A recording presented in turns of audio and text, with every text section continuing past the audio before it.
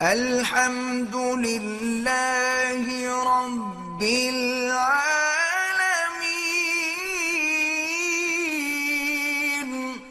میں اپنی بیوی کو اگر کوئی بات کہتا ہوں تو ضد کرتی ہے، میرے حکم پر نہیں چلتی، تو آپ اس کے حکم پر چلا کریں، کوئی مسئلہ نہیں، مسئلہ تو حل ہو جائے گا نا۔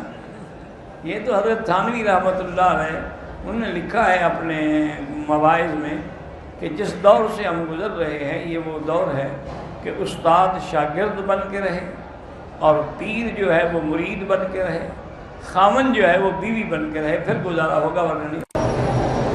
میں اپنی بیوی کے ساتھ بیٹھ کے کھانا کھاؤں یا ہاتھ پکڑ کے بیٹھ جاؤں تو کیا ہے، کھانا چاہیے۔ حضور پاک اپنی بیویوں کے ساتھ بیٹھ کے کھانا کھاتے تھے۔ آپ کے لوگ اچھا نہیں سمجھتے تو وہ کیا اچھا سمجھتے ہیں کہ دوسروں کی بیوی کا ہاتھ پکڑ کے جاؤ، اپنی کا نہ پکڑو یار۔ عجیب لوگ ہیں، کیا کریں۔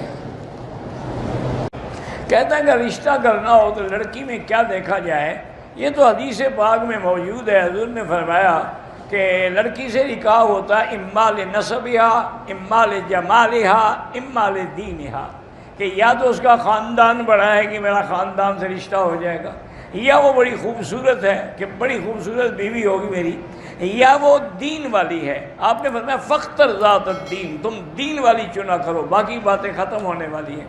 جمال تو کل بیماری ہو ختم ہو جائے، کیا کریں گے۔ نسب ویسے کسی کے کام نہیں آتا، اصل بات دین ہے۔ وہ لڑکی چنو جو دیندار، جو لڑکی نماز نہیں پڑھتی، اپنے اللہ کی غدار ہے، وہ تمہاری وفادار کیسے ہو سکتی ہے۔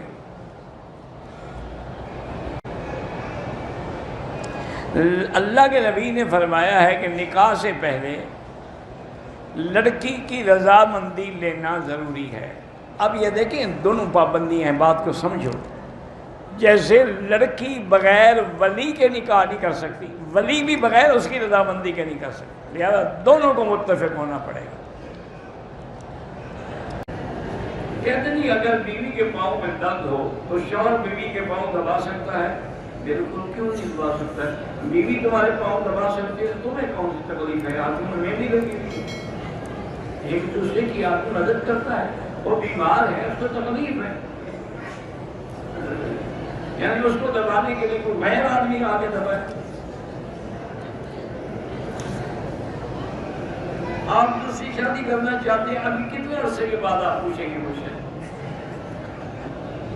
یہ 1000 دفعہ پوچھا جا چکا ہے، بالکل کرنا چاہتا ہوں جناب۔